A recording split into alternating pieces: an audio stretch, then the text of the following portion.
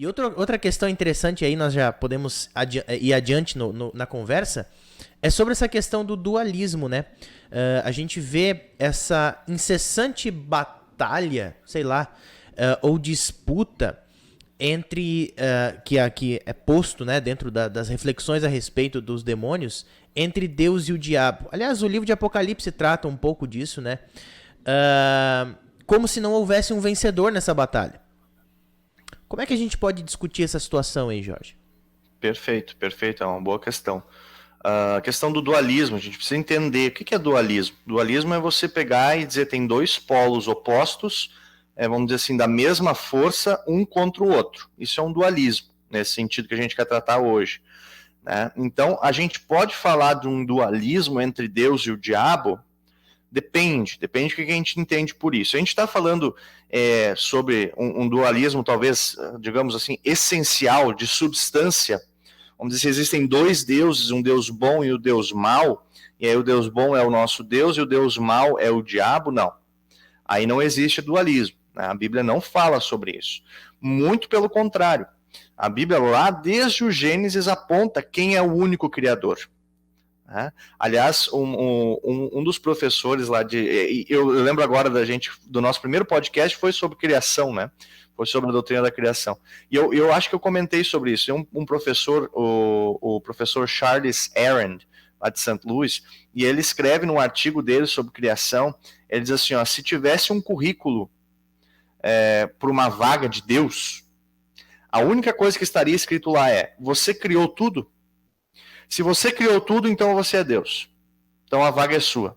Se você não criou tudo, nem aplica, nem entrega currículo, não vai ter. Né?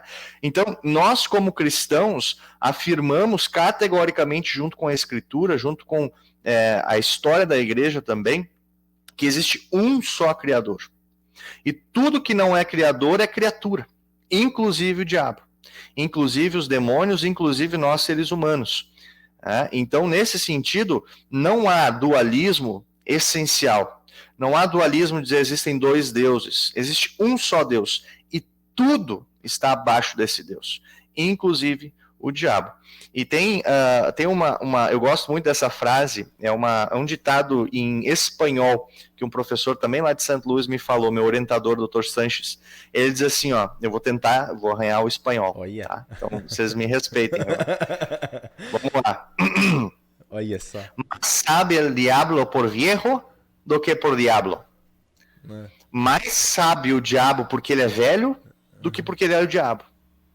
Então, o diabo não é um ser assim superioríssimo. Uhum. Ele é velho. Ele é experiente. Né? Ele está aí pelo menos desde que o mundo foi criado, desde que os anjos foram criados. Ele está aí. Então, isso nos serve para a gente pensar, e a gente vai falar disso talvez um pouco mais tarde, quem é mais velho, o diabo ou você? Quem é mais experiente?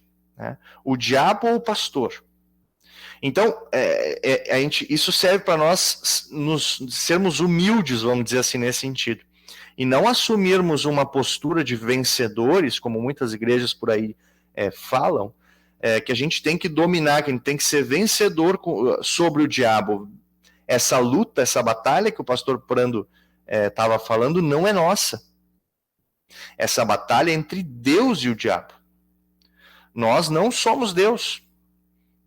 Então essa batalha não é nossa, essa batalha é de Deus. Portanto, não se meta a besta.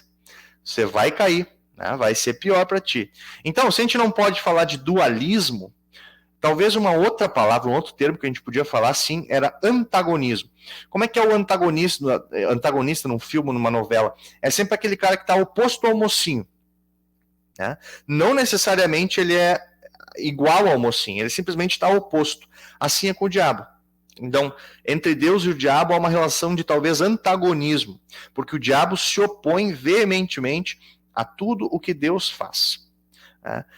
Mas é interessante olhar isso, porque assim, Deus é grande e ele não está nem aí para o fato de o diabo estar contra ele. Porque como a gente viu antes, Deus é o Criador, ele está acima de tudo, tudo está abaixo dele. Portanto, ele usa inclusive o diabo para conquistar a sua vontade para a criação.